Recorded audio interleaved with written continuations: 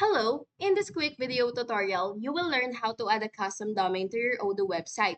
First, you have to log into your Odoo account, and now, once you're on your Odoo account, you will have to click your profile picture right here and just click on it, and then you will find my databases and just click on it as well. And now that you're here, click this gear icon and you will find domain names and click on it.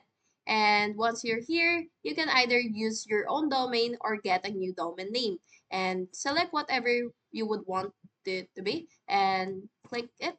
And now that you're here, you will be prompted to enter your domain name. Type in the domain that you own. And next, Odoo will provide you with DNS records that you need to update with your domain registrar to link your domain properly. And then take your time to copy these records carefully.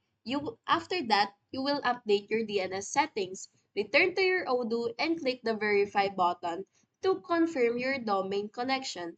And once you are verified, your custom domain will be active and connected to your Odoo website. That's all. Please like and subscribe if this helped.